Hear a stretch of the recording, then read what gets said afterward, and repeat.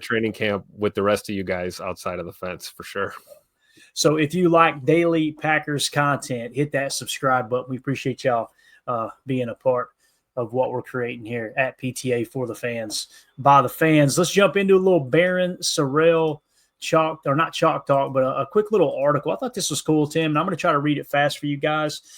Just put some information together, was combing through and kind of drawing comparisons with other players on the team, because typically when you draft someone, Tim, the first thing that you want to do is kind of, all right, what's the comp, right? Like, what do you expect him to do? What are the strengths? What are the weaknesses? That type of approach. So let's just jump into it. I said, is this rookie the future of the Packers defense? What if the Green Bay Packers are running a play that's already proven successful?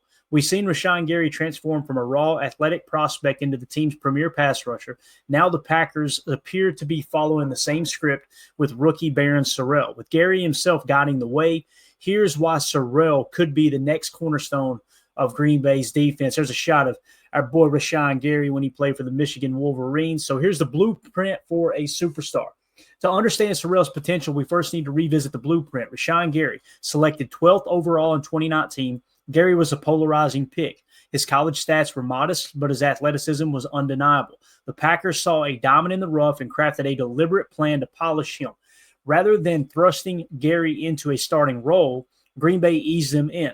He learned from veterans like Zadarius Smith and Preston Smith, absorbing lessons on professionalism, film study, and managing the NFL grind. Preston Smith, in particular, helped Gary refine his raw power into technical mastery. The result, Gary evolved from a rotational player into one of the NFL's most feared edge rushers. The formula was clear.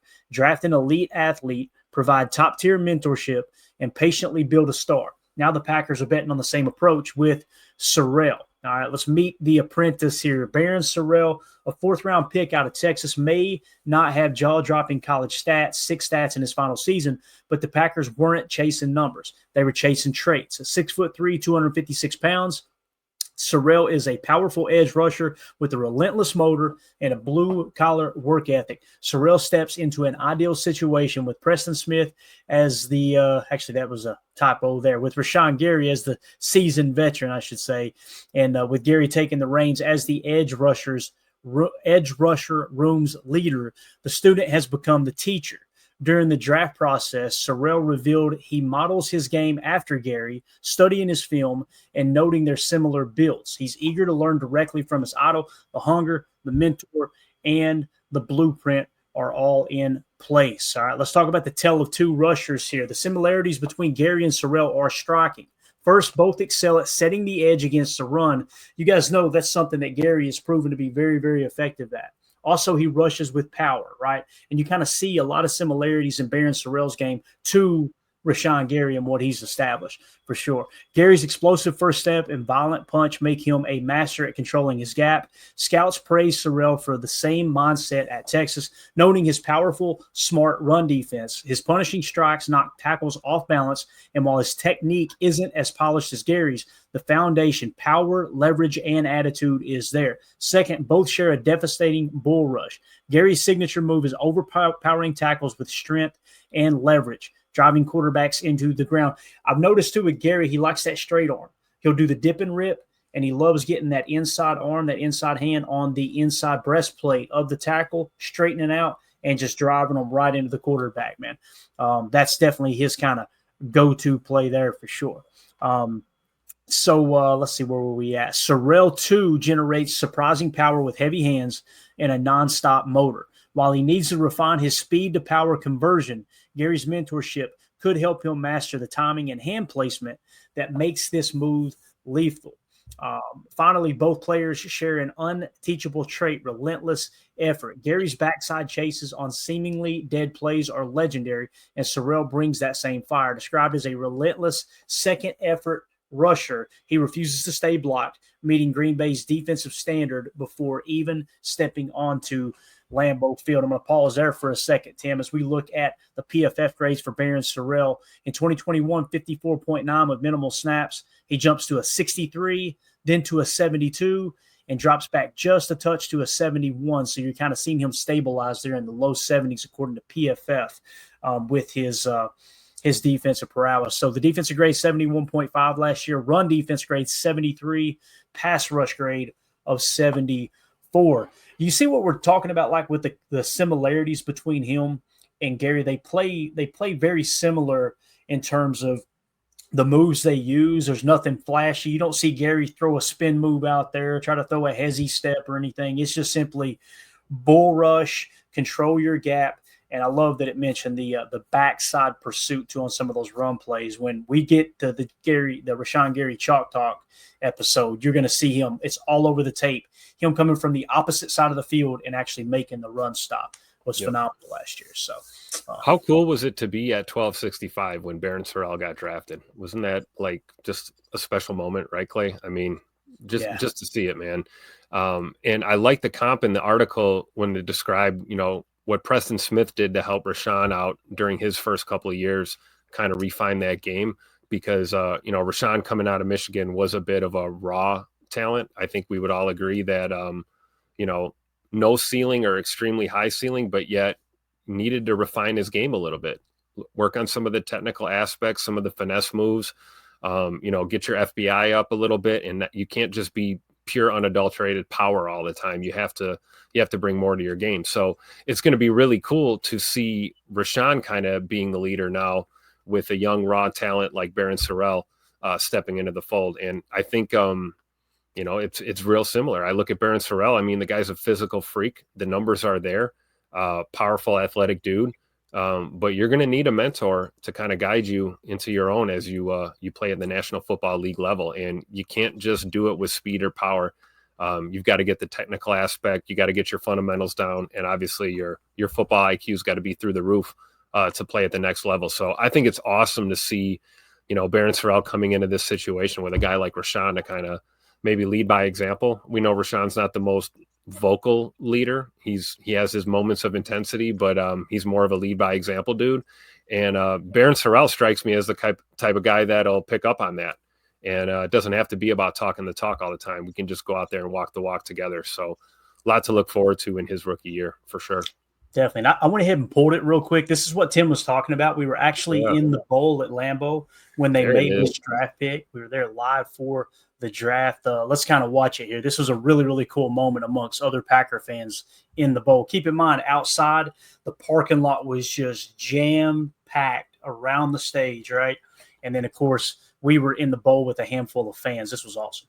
You send somebody else out to do that. I'm hilarious. They're booing us. This young man is here today, so we want to introduce him. So give him a big round of applause. With the 124th pick in the 2025 NFL Draft, the Green Bay Packers select Barryn Sorrell, defensive end, Texas. Let's go!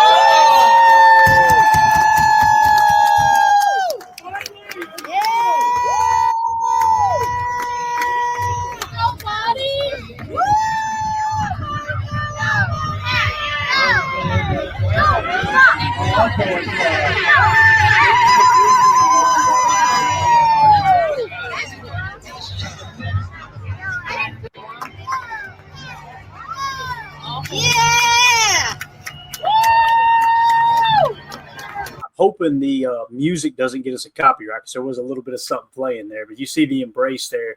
And Barryn Sorrell, man, the fact that he was there on his dime, went to the draft, and for him to get drafted by the Packers, absolutely awesome. And the fact that Goody didn't even know, right? Goody had no idea that he was even there. Because some people go, oh, this was planned. It wasn't planned at all, man. It's pretty cool. I don't think so. And it goes to show you, like, imagine what Goody's, vertical board looked like, right? Right. It could have been one of those scenarios where he knew, 20 minutes before the pick that we were going to draft Barryn Sorrell. And what a really awesome moment for him to be there.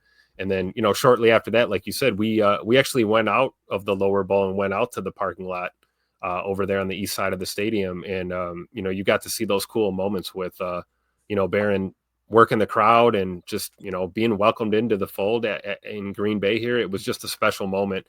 And it's really cool how things just kind of worked out, right? And now we're talking about how he's going to fit into this Jeff Hafley defense. It's something to be really excited about. Yeah. And, you're probably thinking, why focus on a fourth-round pick? One of the things we put in this article here, check this out. Because developing players like Sorrell is how you sustain a championship roster. And the NFL salary caps force tough choices, making it critical to hit on draft picks who contribute on cost-effective rookie deals. The Packers have a strong track record of finding gems in the fourth round, and Sorrell could be the latest success story. So in 2022, Goody drafted Romeo Doubs with the 132nd pick. That was a fourth-round pick. And then 8 picks later at pick 140, he took Zach Tom, who's about to become one of the highest-paid offensive tackles in the game, right? Now, in 2023, there was no fourth-round pick for the Packers. If my studying was correct, you guys correct me if I'm wrong there. 2024, who did he draft? Evan Williams with the 111th pick, right? And then, of course, you go back to Jacob Monk at pick 136. In 2025, obviously, we selected Barryn Sorrell. I think it was pick 127, if I remember correctly. A defensive line with a high motor, blah, blah, blah. So Green Bay's edge rusher room is poised for a new contributor. Gary is the alpha, but Lucas Van Ness needs to take a step forward, and the depth behind them lacks consistency. This creates a golden opportunity for Sorrell to carve out a rotational role immediately. GM Brian Gutekunst praised Sorrell's power and length, noting they could get him on the field early. If Sorrell becomes a reliable number 2 or 3 rusher, the Packers maintain an elite pass rush without relying on expensive free agents. Following in the footsteps of the recent fourth-round successes, Sorrell's development could keep the team building machine humming, ensuring Green Bay remains a contender for years to come. Tim, it's very, very important to understand that edge defenders are one of the highest paid positions in the game. You know, People complain that Rashawn Gary is going to be $25 million against the cap this year, but they don't mention that the top edge rushers are going for $40 million. You're literally talking about I don't know, what would that be, 30% less that you're getting Rashawn Gary, who led your team in sacks, led your defensive line in run stops, the whole 9 yards, right? So it's money well spent, in my opinion. Last year, I think he was $17 million against the cap. They like to lean on this number that we haven't even seen him play under yet, right? And can say the production last year isn't worth the $25 million this year. That's not how it works. You're paying someone for what you expect them to do, not what they just did. So I think the money that's been spent on Gary was well spent. But the point is, with someone like Barryn Sorrell, you're going to get him on a rookie deal for 4 years. If you hit on this and Lucas Van Ness takes a step forward, and Brenton Cox Jr. continues to grow like he has, man, that dude he was great last year, led the team in pressure percentage. So if that all falls into place, your edge room is going to be in a really, really good spot, especially coming into year 3 and 4 of Rashawn Gary's contract, right? Because when you step into that, now you got to start making a decision. When do we cut ties with Gary? Because I think it'll more likely be something like we did with Preston Smith. You restructure the deal a little bit more guaranteed money, lower the overall value of the contract, and he stays with the Packers. You got LVN coming up for his new contract by then. Barryn Sorrell will be kind of where LVN is right now. And who knows, man, Brenton Cox Jr. might end up being the real deal. Colin Oliver's another one. So. Absolutely. And we've talked about it before, right? You know, Goody gets a lot of hate from a large portion of the fan base, but you know, you and I have discussed this a few times on the pod is, you know, you want to judge your GM, look at what he does, you know, outside of that third round. You know, anyone can pick first, second, third round draft picks. Are you getting good value, you know, 4, 5, 6, 7 round UDFAs, free agent pickups? You know, that's how you should judge your GM. And I think, you know, to your point about Rashawn, we're in a good position because, first of all, I don't think Rashawn Gary's looking to leave Green Bay. I think, if they gave him a respectful restructure offer in the near future, I'm sure he'd sign it and he would just stay here and continue his career in Green Bay while these younger guys kind of come up behind him. But it's a testament to our front office and our GM as to how we put these position groups together, because, you know, it's almost like Goody's learned from the mistakes that we've made in the past. You know, we love Ted Thompson. We love the Ted Thompson era, but you know, he missed on a few of those picks, you know, and every GM's going to miss on picks. But I think Goody's made it a point that, you know, we're going to keep a steady crop of young talent, whether it's early to mid to late round draft picks or free agents, UDFAs, whatever. And we're never going to allow ourselves to, you know, fall into a position where we had a safety room like we had, you know, a few years ago, for example.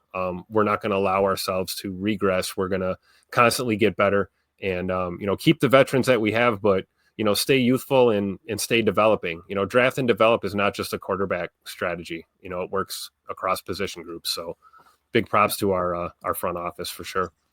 Yeah, a dose of reality. Sorrell isn't a finished product, which is why he fell to the 4th round. His pass rush arsenal is limited, often relying on effort over a refined plan. His arm strength isn't elite, which can leave him stuck on blocks, and he lacks the top-tier bend to consistently win around the edge. The NFL jump is steep, and effort alone won't cut it.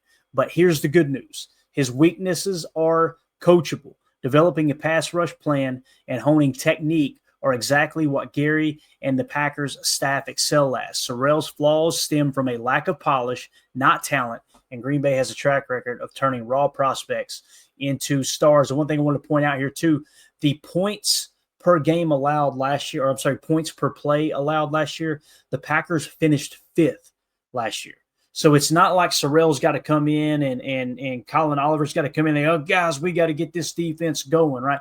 The defense they're in a really, really good spot establishing some success last year, right? We talked about the run defense being second in the league. We talked about the pass defense being top 10. Some metrics have them around number 7. Others have them around number 9. And then, of course, the points per play, as you guys know, having a little bit of a gambling background that I do, this is the most important statistic to help you determine how the score is gonna kind of swing in an NFL game. So 3.329 was the points per play allowed for the Packers last year. The future looks bright.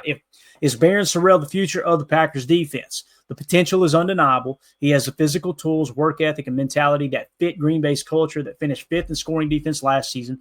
Most importantly, he has Rashawn Gary as a mentor and a proven development plan to follow. Sorrell doesn't need to be an all-pro in 2025. If he learns from Gary, dominates in the run game, and hones a few pass rush moves, he'll be more than a draft steal. He'll be a cornerstone. Picture a prime Rashawn Gary on one side, a polished Barryn Sorrell on the other, and Lucas Van Ness wreaking havoc up the middle. You guys know there's been rumors he may kick inside to a little 3-tech.